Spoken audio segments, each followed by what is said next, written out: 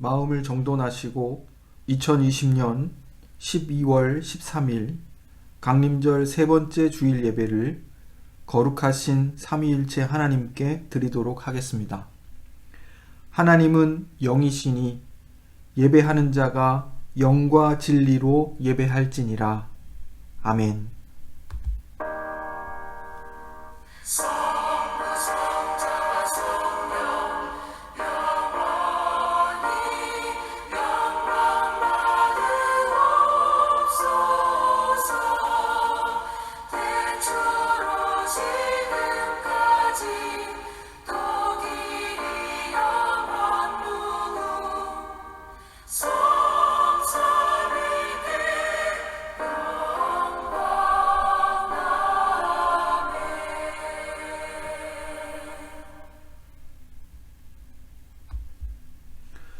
거룩하신 삼위일체 하나님, 감염병의 위기로 인한 많은 제약들 속에서도 예배당에서 그리고 각 가정에서 주일 예배를 드릴 수 있도록 하시니 감사드립니다.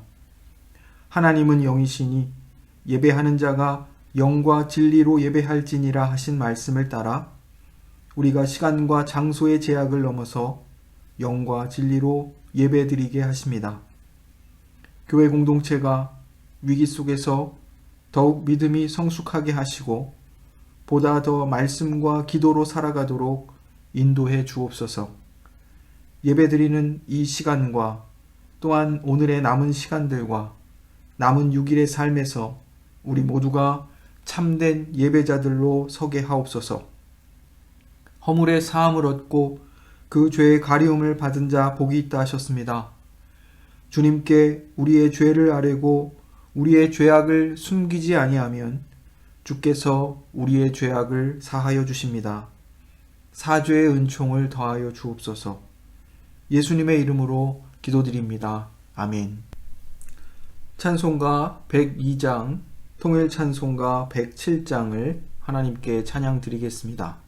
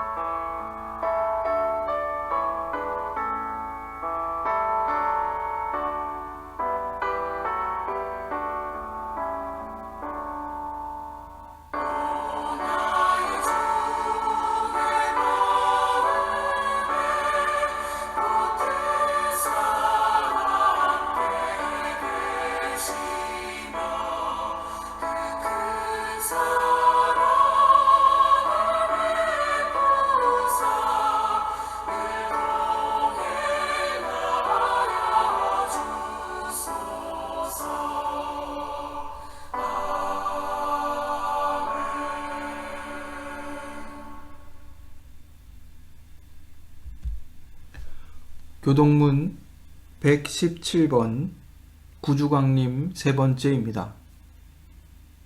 함께 교독하겠습니다. 광야와 메마른 땅이 기뻐하며 사막이 백합화같이 피어 즐거워하며 무성하게 피어 기쁜 노래로 즐거워하며 레바논의 영광과 갈멜과 샤론의 아름다움을 얻을 것이라.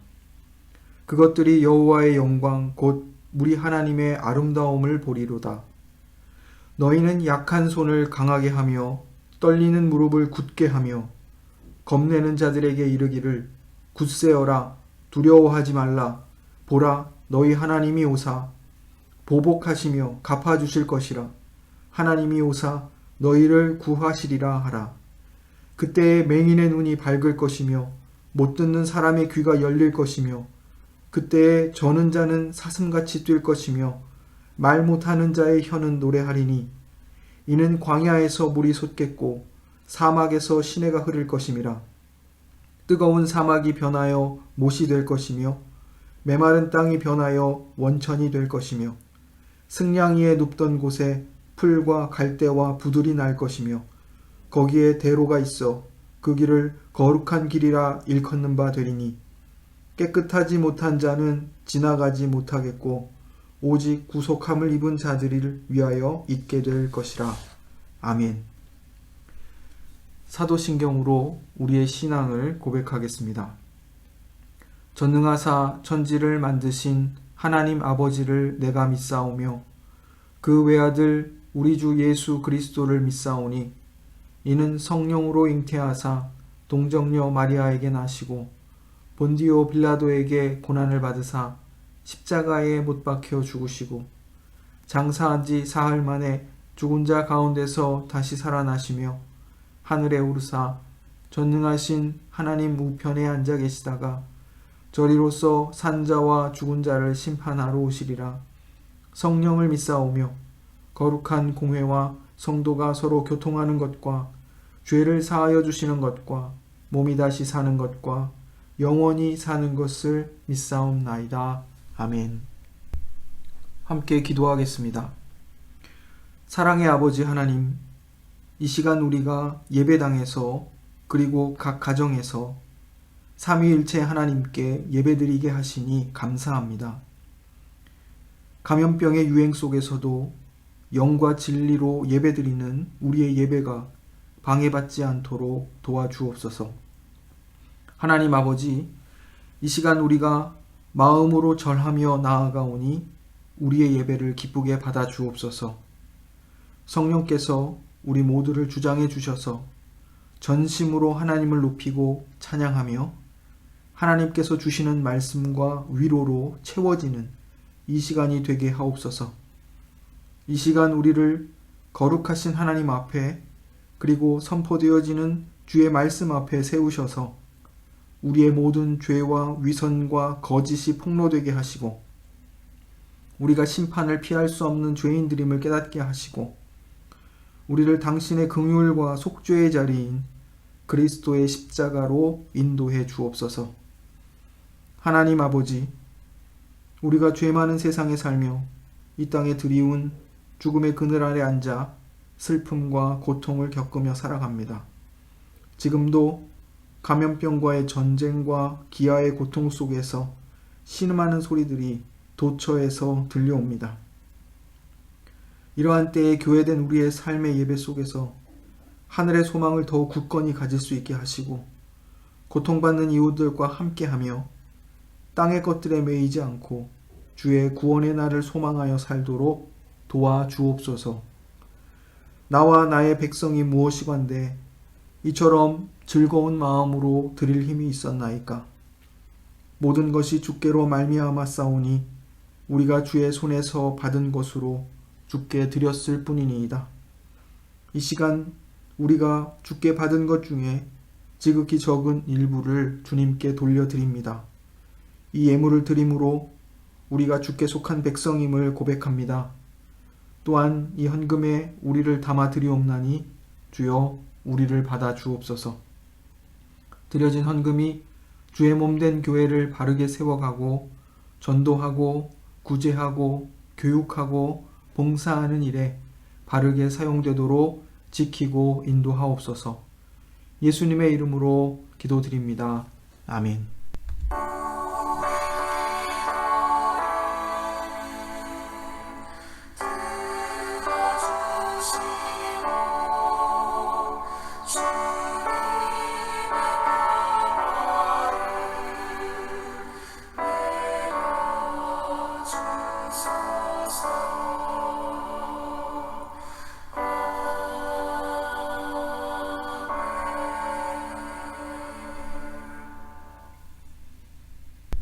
봉헌찬송 549장, 통일찬송가 431장을 함께 찬양합니다.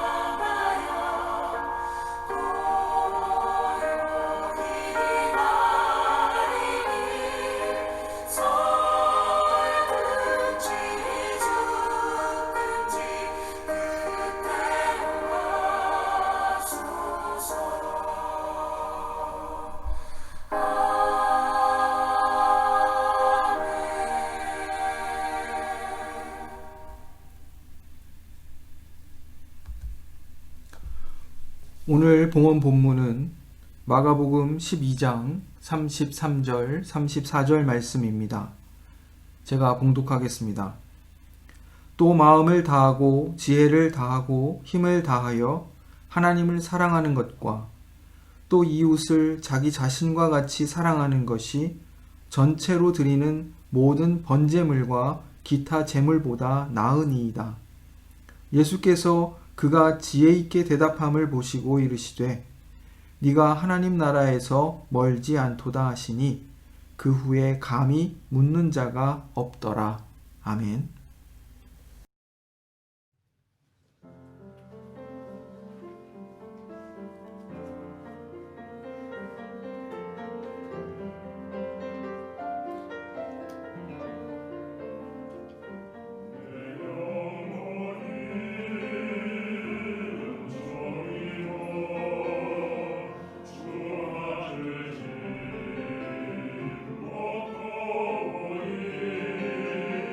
So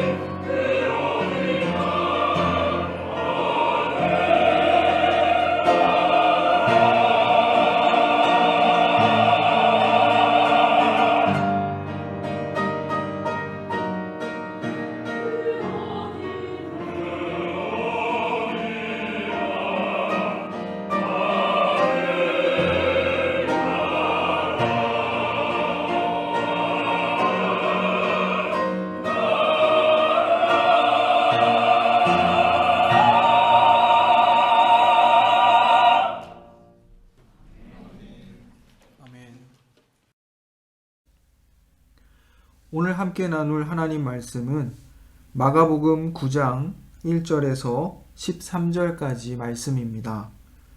제가 봉독하겠습니다. 또 그들에게 이르시되 내가 진실로 너희에게 이르노니 여기 서 있는 사람 중에는 죽기 전에 하나님의 나라가 권능으로 임하는 것을 볼 자들도 있느니라 하시니라. 엿새 후에 예수께서 베드로와 야고보와 요한을 데리시고 따로 높은 산에 올라가셨더니 그들 앞에서 변형되사 그 옷이 광채가 나며 세상에서 빨래하는 자가 그렇게 희게 할 수 없을 만큼 매우 희어졌더라. 이에 엘리야가 모세와 함께 그들에게 나타나 예수와 더불어 말하거늘 베드로가 예수께 고하되 랍비여 우리가 여기 있는 것이 좋사오니 우리가 초막 셋을 짓되 하나는 주를 위하여 하나는 모세를 위하여 하나는 엘리야를 위하여 하사이다 하니 이는 그들이 몹시 무서워하므로 그가 무슨 말을 할지 알지 못함이더라. 마침 구름이 와서 그들을 덮으며 구름 속에서 소리가 나되 이는 내 사랑하는 아들이니 너희는 그의 말을 들으라 하는지라. 문득 둘러보니 아무도 보이지 아니하고 오직 예수와 자기들 뿐이었더라. 그들이 산에서 내려올 때에 예수께서 경고하시되 인자가 죽은 자 가운데서 살아날 때까지는 본 것을 아무에게도 이르지 말라 하시니 그들이 이 말씀을 마음에 두며 서로 문의하되 죽은 자 가운데서 살아나는 것이 무엇일까 하고 이에 예수께 묻자와 이르되 어찌하여 서기관들이 엘리야가 먼저 와야 하리라 하나이까. 이르시되 엘리야가 과연 먼저 와서 모든 것을 회복하거니와 어찌 인자에 대하여 기록하기를 많은 고난을 받고 멸시를 당하리라 하였느냐. 그러나 내가 너희에게 이르노니 엘리야가 왔으되 기록된 바와 같이 사람들이 함부로 대우하였느니라 하시니라. 아멘. 오늘 함께 읽은 말씀은 참으로 좀 난해한 면이 있습니다. 예수님이 영광스러운 모습으로 변형되신 사건을 이해하기 위해서는 우리가 구약 성경의 배경들을 좀 알고 있어야 합니다. 그리고 이 사건이 목적하는 바가 무엇인지에 관심을 가져야 됩니다.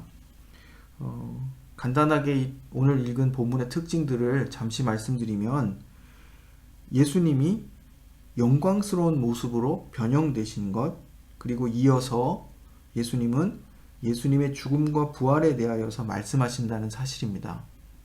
예수님의 영광스럽게 변형되신 모습, 그리고 곧바로 이어서 그 예수님, 인자 되신 예수님께서 죽으시고 부활하실 것에 대해서 말씀하신다는 사실입니다. 그리고 그 과정에서 제자들의 그 몰이해와 예수님에 대한 몰이해와 그리고 무지함이 영적 무지함이 계속 나타나고 있습니다. 예수님께서 앞서 8장에서 제1차로 예수님이 순환받으실 것에 대한 예고를 하셨음에도 불구하고 죽은 자 가운데서 다시 살아나는 것이 무엇인가 이렇게 서로 간에 묻고 있는 것을 보게 되는 것입니다. 예수님께서 영광스러운 모습으로 변형되신 오늘의 본문은 우리에게 예수님이 어떤 메시아인지를 알려주고 있습니다. 그가 하나님의 아들로서 모든 영광을 버리고 고난받고 죽기 위해 이 땅에 오신 메시아라는 사실을 보여주고 있습니다. 이 사건은 이 마가복음서를 처음 받았을 로마에 핍박받던 그리스도인들에게 매우 특별하게 다가오는 본문이었을 것입니다. 그들은 그리스도께서 그들처럼 고난과 핍박을 받으셨다는 사실만으로도 위로를 받았을 것입니다. 뿐만 아니라 예수님의 승리가 패배를 통해서 온다면 로마에서 온갖 박해와 핍박을 받던 그리스도인들도 그러할 것이기 때문입니다. 1절에서 예수님은 제자들 중에 죽기 전에 하나님의 나라가 권능으로 임하는 것을 볼 자가 있다 이렇게 말씀하셨습니다. 그리고 나서 엿새 후에 예수님께서 베드로와 야고보와 요한을 데리고 따로 높은 산에 올라가십니다. 이러한 지금 진술은 여호와의 영광이 신의 산 위에 머물렀던 출애굽기 24장 16절을 떠올리게 합니다. 그 24장 16절에는 신의 산 위로 부름받은 아론과 나답과 아비후 70인의 장로들 그리고 모세 그리고 특별히 모세가 여호수아와 함께 하나님의 산으로 부름을 받아 여호와의 영광 가운데 부름을 받고 있는 장면들이 그곳에 나타나고 있습니다. 마치 이렇듯 하나님이 빽빽한 구름 가운데에서 자신의 영광을 감추시고 모세를 만나셨던 것처럼 지금 예수님께서 이러한 모습으로 나타나고 계십니다. 그리고 그곳에서 3명의 제자들이 이 하나님의 영광을 목도하게 됩니다. 예수님의 옷이 세상에서는 볼 수 없는 그런 희고 찬란한 광채로 빛났다 이렇게 기록하고 있습니다. 이건 역시 다니엘서 7장 9절에 보면 한 인자 같은 이가 나타나는데 이런 말씀이 있습니다. 내가 보니 왕자가 놓이고 옛적부터 항상 계신 이가 좌정하셨는데 그의 옷은 희기가 눈 같고 그의 머리털은 깨끗한 양의 털 같고 그의 보좌는 불꽃이요 그의 바퀴는 타오르는 불이며. 아멘. 이렇듯 다니엘서 7장 9절에 어떤 이러한 그 예수님에 대한 예언의 그 말씀에 있는 것처럼 그의 옷의 희기가 눈 같다. 광채가 나고 세상에 어떤 누구도 이렇듯 희게 빨래할 수 없을 것 같이 희고 찬란했다. 이렇게 기록하고 있는 것입니다. 이 세 제자들은 이렇게 영광스러운 모습으로 변화하신 예수께서 엘리야와 모세와 더불어 대화하시는 것을 이 높은 산에서 보게 됩니다. 이 변화산 사건은 예수께서 제자들에게 말씀하셨던 것처럼 하나님의 나라가 영광 중에 임하는 모습을 보여주고 있습니다. 그 첫 번째 목적은 예수님이 누구인지를 분명히 보여주는 것입니다. 예수께서 변형되사 찬란한 광채를 발하시고 구름 속에서 소리가 나서 그가 하나님의 아들임을 증거하고 있고 또 그의 말에 순종하라 이렇게 말합니다. 7절입니다. 하나님께서 예수의 성자 하나님 되심을 인정하시고 또 그의 권능을 확증하시는 그런 장면입니다. 두 번째 목적은 영광스러운 하나님의 아들이 많은 고난을 받고 멸시를 당하며 죽고 부활할 것임을 제자들에게 교훈하는 그런 목적을 가지고 있습니다. 오늘 본문 9절과 12절에 등장하고 있습니다. 그리고 마지막 세 번째 목적은 제가 설교의 도입에서 말한 바와 같이 마가복음의 첫 수신자였던 핍박받던 로마의 그리스도인들에게 그들의 주이신 그리스도께서도 고난을 통해 영광을 얻으셨다는 사실을 상기시켜서 그들로 하여금 하늘의 영광을 소망하며 그들이 받고 있는 현재의 고난을 인내하도록 하는 그런 목적이 있습니다. 이 세 번째 목적은 현재를 살아가고 있는 그리스도인들에게도 동일하게 적용되는 것입니다. 그리스도의 고난과 죽음과 부활을 기억하며 우리가 처한 어떤 상황 속에서도 고난과 핍박을 감수하더라도 인내하며 하나님의 아들이신 그리스도의 말씀에 순종하여 살도록 이끌려는 목적을 가지고 있습니다. 예수님은 제자들에게 인자가 죽은 자 가운데서 살아날 때까지 본 것을 아무에게도 이르지 말라고 하셨습니다. 그때까지는 이 영광스러운 변형이 제자들을 위한 것임을 알게 됩니다. 하지만 주님의 부활 이후에 이 변화산 사건은 모든 그리스도의 제자를 위한 메시지가 될 것입니다. 그리고 본 것을 아무에게도 말하지 말라고 하신 이유는 당대 사람들과 제자들의 메시아에 대한 오해를 피하기 위해 경계하신 것이었습니다. 우리가 이것에 대해서는 계속해서 이야기해 왔습니다. 그리고 여기서 나타나는 인자라는 말이 있습니다. 한 사람의 아들이라는 뜻인데 이 인자란 다니엘서 7장 13절을 근거하고 있습니다. 이 7장 13절에는 사람의 모습을 한 신적인 존재가 등장합니다. 그래서 이 인자는 사람의 모습을 한 신적 존재를 가리키는 표현입니다. 제가 7장 13절을 잠시 읽어드리면 내가 또 환상 중에 보니 인자 같은 이가 하늘 구름을 타고 와서 옛적부터 항상 계신 이에게 나아가 그 앞으로 인도되매. 인자 같은 이가 하늘 구름을 타고 와서 옛적부터 항상 계신 이는 하나님을 가리키겠죠. 그 하나님 앞에 앞으로 인도되었다. 이렇게 말하고 있는 것입니다. 예수님께서는 자신을 하나님의 아들이라는 그런 직접적인 표현 대신 스스로를 인자라고 칭하십니다. 그것은 대단히 예수님의 의도된 그런 표현입니다. 특별히 예수님은 자신이 고난을 받고 죽으실 것을 말씀하실 때 인자라는 호칭으로 스스로를 지칭하십니다. 그러므로 하나님의 아들이신 예수님은 하늘의 영광을 버리고 사람의 몸을 입고 이 땅에 오셔서 자기 목숨을 많은 사람의 대속의 제물로 주기까지 섬기러 오신 인자이신 메시아라는 사실을 증거하는 것입니다. 이것은 대단히 중요한 이러한 의미가 담겨 있습니다. 하나님의 아들이신 그 영광을 가지신 예수께서 이 땅에 오셔서 사람의 몸을 입고 자기 목숨을 내어주기까지 섬기러 오셔서 자기 목숨을 많은 이들을 위한 대속의 제물로 주기 위해 오셨다. 이 사실을 말하기 위한 아주 중요한 예수님이 스스로 자신을 가리키시는 그러한 칭호입니다. 그런데 이 메시아가 오시기 전에 엘리야가 먼저 와야 한다고 구약 성경이 예언하고 있습니다. 말라기 4장 5절이 그렇게 말하고 있습니다. 그래서 이 사실들을 당대의 서기관들도 가르쳤습니다.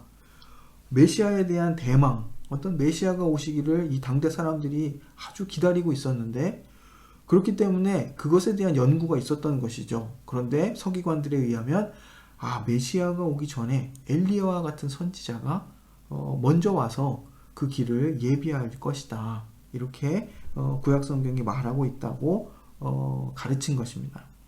문제는 뭐냐면 그들이 기다리던 메시아도 그리고 그 메시아보다 앞서 올 엘리야도 잘못 알고 있었다는 사실입니다. 그래서 제자들이 묻고 있는 겁니다. 주는 그리스도이신데, 베드로도 예수님을 그리스도라 이렇게 고백을 했죠. 메시아이신데, 그렇다면 메시아 앞서 오기로 한 약속된 엘리야는 어디 있습니까? 라는 것이 오늘 이 질문입니다. 근데 우리가 다 알다시피 그 엘리야는 바로 세례 요한이었습니다. 당대의 유대인들은 예수님에게서 그들이 기대하던 메시아의 모습을 찾아볼 수가 없었습니다. 그들은 다윗 왕과 같은 강력한 통치력을 가진 통치자를 기대했는데, 예수님에게서는 그러한 다윗 왕과 같은 강력한 통치력을 발견할 수 없었던 것입니다. 오히려 주님은 말씀하십니다. 인자가 고난받고 멸시당하며 죽을 것이다. 이렇게 말씀하시는 겁니다. 그러니 당연히 세례 요한에게서도 예수님의 길 예비자로 앞서왔던 말라기 4장 5절에서는 엘리야라고 지칭되었던 이 세례 요한에게서 죽음의 고통을 맛보지 않은 그런 불꽃 같은 선지자였던 엘리야를 떠올릴 수 없었던 것입니다. 열왕기하 2장 11절에 보시면 엘리야는 죽음을 보지 않고 회오리 바람을 타고 하늘로 올라갔다, 이렇게 기록하고 있습니다. 사람들에게 있어서 엘리야를 떠올릴 때에는 이렇듯 죽음의 고통을 맛보지 않고 하나님께 들려 올라간 그런 능력의 선지자, 이렇게만 생각이 되었던 것입니다. 그렇기 때문에 예수님보다 앞서왔던 세례 요한에게서 그런 엘리야를 상상할 수 없었다, 이것입니다. 예수가 어떤 메시아인지 이해하지 못했던 제자들은 당연히 엘리야도 이해할 수 없었습니다. 우리가 계속해서 메시아를 오해했던 제자들에 대해서 다루는 이유는 우리 안에도 알게 모르게 그리스도에 대한 오해와 그릇된 기대가 뿌리 깊게 자리하고 있기 때문입니다. 우리가 조금만 십자가를 묵상하지 않으면 세상의 영광들이 십자가를 대신하려 하고 제자된 우리의 본분을 흔들어 놓기 때문입니다. 우리가 소망하고 자랑할 것은 오직 우리 주 예수 그리스도 뿐입니다. 이 사실을 우리가 매주일 말씀을 통해 더 깊이, 더 확실히 확인할 수 있기를 바랍니다. 영광스러운 모습으로 변화하신 예수님께서 엘리야와 모세와 함께 계신 장면을 본 3명의 제자들은 몹시 두려워서 무슨 말을 할지 알지 못했습니다. 베드로의 반응을 보시면 이렇게 말합니다. 우리가 여기 있는 것이 좋사오니 우리가 주와 모세와 엘리야를 위해 초막을 짓겠나이다, 이렇게 말하고 있습니다. 모세는 모든 구약의 위대한 인물 가운데 최고의 인물이었습니다. 그리고 하나님은 그에게 율법, 즉 언약법을 그에게 주셨습니다. 모세는 자신이 죽은 뒤 하나님께서 자기와 같은 위대한 선지자를 보내실 것이라고 약속했습니다. 그렇기 때문에 신명기 18장 15절에서 그렇게 모세가 말한 내용들이 있습니다. 그렇기 때문에 고대 유대인들은 하나님의 구원이 도래하기 전에 하나님께서 모세와 같은 위대한 선지자를 보낼 것이라 이렇게 생각하고 있었습니다. 초대 기독교인들은 모세의 진술을 예수님에 대한 것으로 해석했습니다. 그 모세와 같이 위대한 선지자가 곧 예수님이다, 이렇게 생각했다는 것입니다. 그 근거는 사도행전 3장 22절에서 26절 이렇게 보시면 나와 있습니다. 모세와 같은 선지자는 곧 예수님을 가리킨다, 이렇게 해석했던 것입니다. 오늘 본문 7절에서 모세의 출현은 앞서 말씀드린 신명기 18장 5절에 나타난 모세의 진술입니다. 저의 말을 들으라 라는 이 모세의 진술이 지금 예수 그리스도에게서 성취되었음을 지금 확증하고 있는 것입니다. 다음은 엘리야에 대한 언급은 구원의 그 약속된 시간이 도래했음을 가리킵니다. 유대 전통에서 엘리야는 도래할 하나님의 나라를 선포하고 그것을 위해 사람들을 준비시키는 인물이었습니다. 그러기에 산 꼭대기에서 엘리야의 출현은 엘리야가 예수님을 하나님의 나라를 가져오는 자로 인정하고 그를 경배하고 있다는 그런 의미입니다. 마가복음 1장 15절에서도 예수님께서 말씀하시죠. 하나님의 나라가 가까웠다. 회개하고 복음을 믿으라. 이렇게 선포하십니다. 그러나 제자들은 이 광경에 대해 의심을 하였습니다. 왜냐하면 엘리야는 메시아가 오시기 전에 하나님 나라를 선포하고 준비하기 위해 땅 위에 출현해야 하는데 지금 그 엘리야가 산 꼭대기에 나타났기 때문입니다. 그래서 물었던 것입니다. 엘리야가 먼저 와야 한다고 하지 않았습니까? 라고 물었던 것입니다. 그러나 9장 12절 13절에서 예수님은 엘리야와 세례 요한을 동일시하시면서 엘리야가 이미 이 땅 위에 와서 그가 할 일들을 성취했음을 말씀하십니다. 지금 앞서 소개한 이 영광스러운 장면 가운데 등장했던 모세와 엘리야, 이 두 인물의 역할은 예수님이 진정한 하나님의 아들 메시아이며 그를 통해 하나님의 나라가 도래할 것임을 증거한 것입니다. 베드로의 오해와 실수는 영광스러운 이 광경에 도취되어서 이미 하나님의 나라가 권능으로 임했다고 생각한 것입니다. 그리고 그 영광스러운 순간에 머물기 위해서 주님과 모세와 엘리야를 위해 초막을 짓겠다고 했습니다. 고대의 천막은 신적 존재들의 거처로 여겨졌기 때문에 아마 베드로가 이런 말을 했던 것으로 생각됩니다. 베드로는 대단히 두려웠고 이 베드로의 두려움은 그의 마음을 더욱 흐리게 만들었습니다. 초막 셋을 짓겠다고 한 것은 예수님을 모세와 엘리야와 동일시한 것입니다. 그래서 베드로가 예수님을 랍비여 이렇게 부르고 있습니다. 그저 그에게 있어서 여전히 예수님은 위대한 스승 혹은 모세와 엘리야와 같은 그러한 능력 있는 선지자 정도로 생각한 것입니다. 제자들의 문제는 예수님이 하나님의 아들 메시아라는 사실을 바르게 이해하지 못하고 모세와 엘리야와 같은 인물로 생각한 것입니다. 위대하고 능력 있는 선지자와 같은 분으로 자신들의 탐탁치 않고 이 불편한 현실을 단숨에 역전시켜줄 영웅 정도로 생각한 것입니다. 그들은 이 세상의 일을 해결해줄 구원자를 기대하고 있었습니다. 하지만 예수님은 고난과 죽음과 부활을 통해 인생의 가장 근원적인 문제인 이 세상 만물의 가장 근원적인 문제인 죄의 문제를 해결하러 오신 구원자이십니다. 그런데 영적으로 무지했던 제자들은 십자가를 향해 이 일을 이루기 위해 십자가를 향해 가고 계신 예수님의 뒤를 따르면서도 그저 세상의 일을 생각했고 이 세상에서 영광스러운 위치만을 추구했습니다.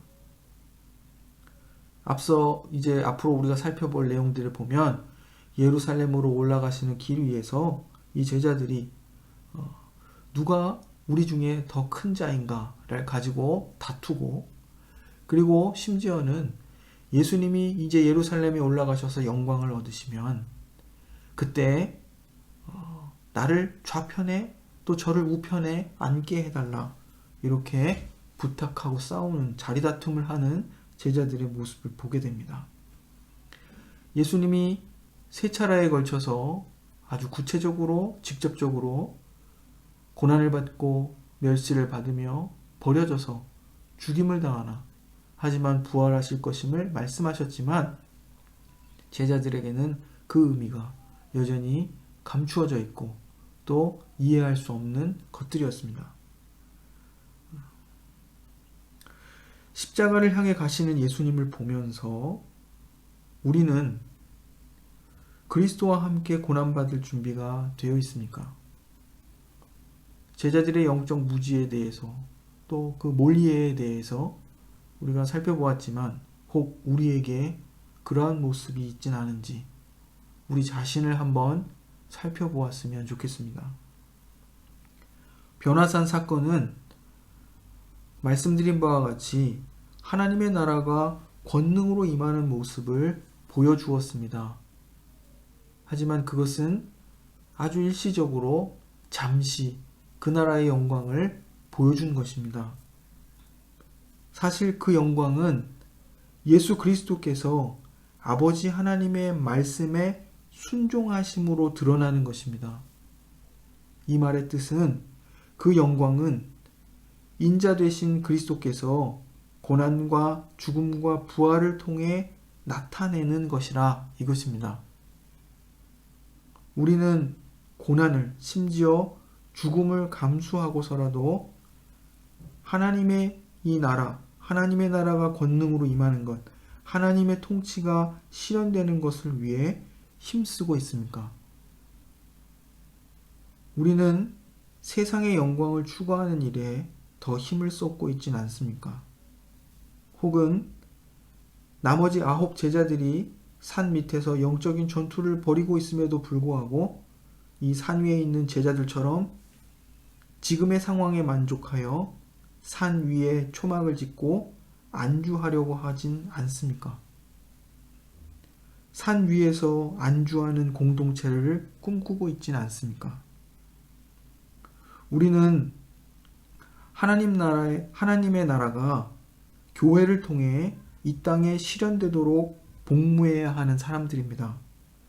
교회는 산 위에서 영광을 누리며 안주하는 공동체가 아니라 그리스도의 말씀에 순종하는 삶을 살아내서 하나님의 통치가, 그의 나라가 우리 공동체 안에 그리고 이웃과의 관계와 이 모든 사회적 관계 속에서 나타나도록 하는 삶을 사는 것이 우리의 사명입니다. 오늘의 봉헌 본문입니다. 마가복음 12장 33절에서 34절을 제가 다시 한번 읽겠습니다. 또 마음을 다하고 지혜를 다하고 힘을 다하여 하나님을 사랑하는 것과 또 이웃을 자기 자신과 같이 사랑하는 것이 전체로 드리는 모든 번제물과 기타 제물보다 나으니이다. 예수께서 그가 지혜 있게 대답함을 보시고 이르시되 네가 하나님 나라에서 멀지 않도다 하시니 그 후에 감히 묻는 자가 없더라. 아멘. 이것은 당대의 서기관들이 그저 유대인들의 재산을 탐하고 그 백성들에게 율법적 행위만을 강요했던 것과 달리 진정으로 하나님을 경외하며 하나님의 말씀에 순종하여 살고자 했던 지혜로운 한 서기관에게 예수님이 하신 말씀입니다. 그의 지혜롭게 대답함을 보시고 말씀하시기를 네가 하나님의 나라에 멀지 않다, 이렇게 말씀하십니다. 이 말씀 속에서 우리는 하나님의 나라가 하나님을 사랑하고 이웃을 내 몸처럼 사랑하는 삶을 통해 구현되는 것임을 배우게 됩니다. 우리는 하나님이 원하시는 것보다 우리가 원하는 쉽고 익숙한 방식으로 하나님을 예배하고 사랑하려는 경향이 있습니다. 우리의 방식에 안주하려는 경향이 있습니다. 반복되는 섬김과 봉사 속에서 하나님을 사랑하고 이웃을 사랑하는 마음을 지속적으로 담아내는 일은 결코 쉬운 일이 아닙니다. 그런데 우리의 싸움은 바로 그것이 되어야 합니다. 사랑하고 사랑하는 것, 우리의 마음을 우리의 섬김과 봉사 속에 담아내는 것입니다. 그것이 우리의 싸움입니다. 무엇을 하든지 하나님 앞에서 하며 그분의 영광을 위해서 하며 또한 우리 자신을 이웃을 위해 사랑의 제물로 희생하는 삶을 살아내려는 싸움을 계속해야 하는 것입니다. 바로 이때 우리가 성령의 도우심을 간구해야 합니다. 왜냐하면 우리의 실력과 다짐 정도로 이 일들을 할 수 있는 것이 아니기 때문입니다. 이 일들은 우리의 힘과 능력으로, 우리의 실력과 다짐으로 할 수 없는 영적인 일이기 때문입니다. 우리가 전심으로 또 전력으로 하나님을 사랑하고 경외하고 내 이웃을 내 몸과 같이 사랑할 때 하나님의 나라가 권능으로 임하는 것을 보게 될 줄 믿습니다.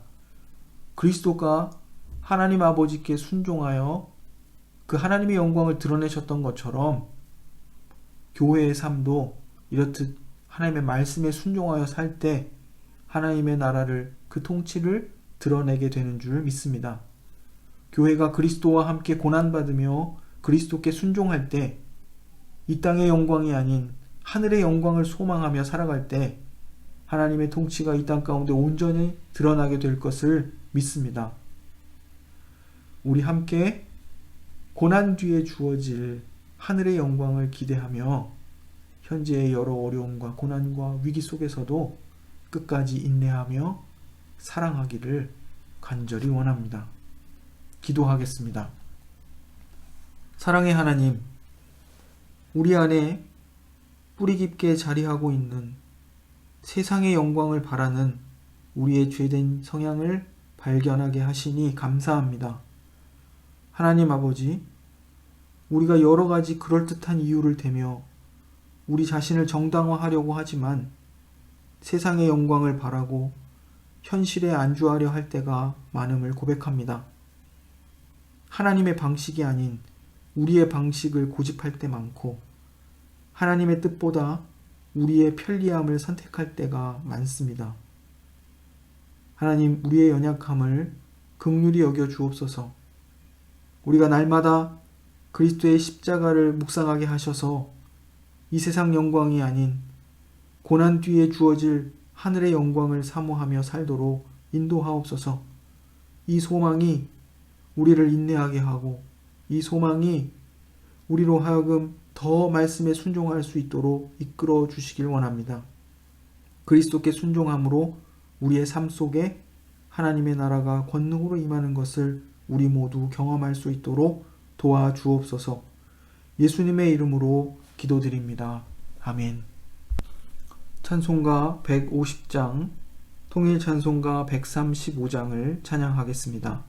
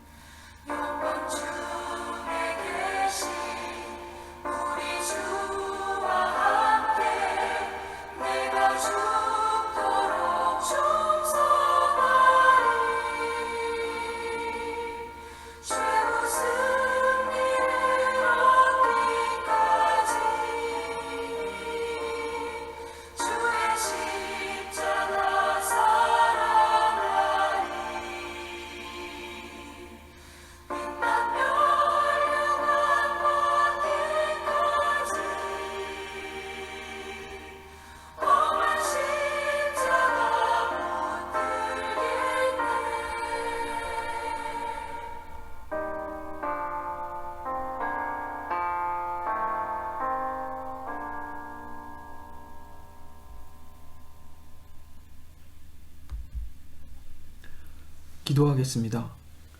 사랑의 하나님, 날로 심각해져가는 코로나 팬데믹 속에서도 온 교회와 성도들의 가정이 평안을 잃지 않고 각자의 자리를 지켜내게 하신 것 감사합니다. 오늘의 말씀을 기억하며 이 땅의 여러 고난과 위기 속에서도 우리가 인내하며 끝까지 말씀에 순종하여 살아갈 수 있도록 믿음과 용기를 허락해 주옵소서. 우리를 대신하여 예수님이 받으신 고난과 그가 지신 십자가를 기억하며 위로를 얻게 하시고 그분의 부활을 보며 우리가 누리게 될 하늘의 영광을 소망하게 하옵소서. 하나님 아버지, 세계적 위기의 시기에 작은 위기도 삶의 기반이 약한 사람들에겐 큰 위기가 될 수 있다는 것을 경험하도록 하십니다. 코로나 팬데믹과 같은 전 세계적 위기 속에서 가난하고 약한 사람들은 몇 배 더 큰 어려움과 고통을 겪고 있습니다.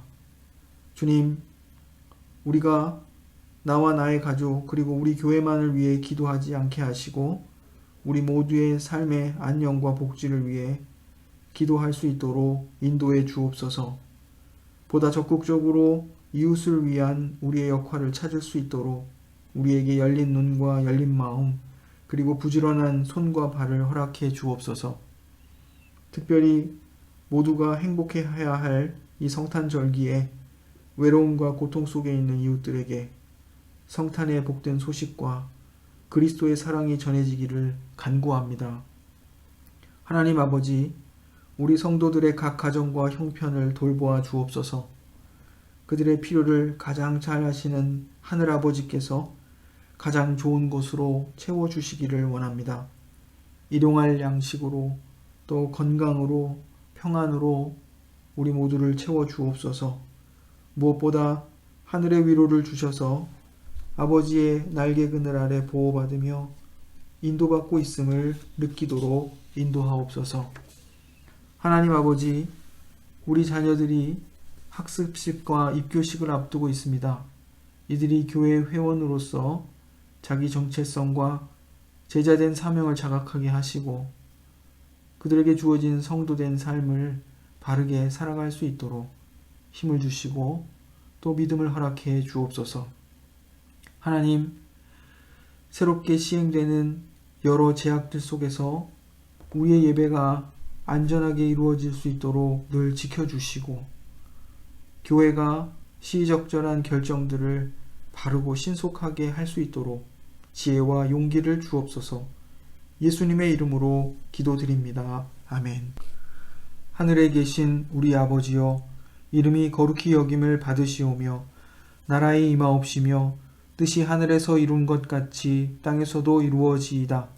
오늘날 우리에게 일용할 양식을 주옵시고 우리가 우리에게 죄 지은 자를 사하여 준 것 같이 우리 죄를 사하여 주옵시고 우리를 시험에 들게 하지 마옵시고 다만 악에서 구하옵소서. 대개 나라와 권세와 영광이 아버지께 영원히 있사옵나이다. 아멘.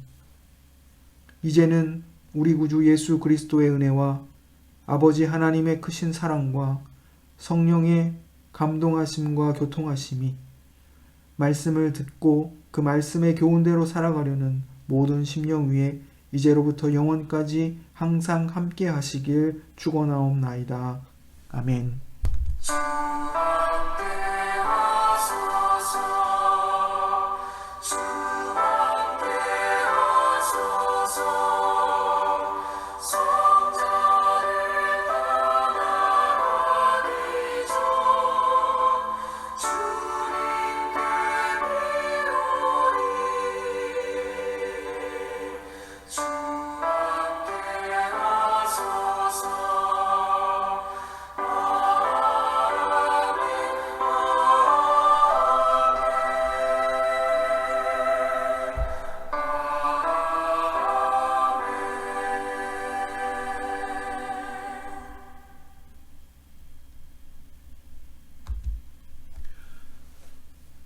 교회 소식을 전하겠습니다.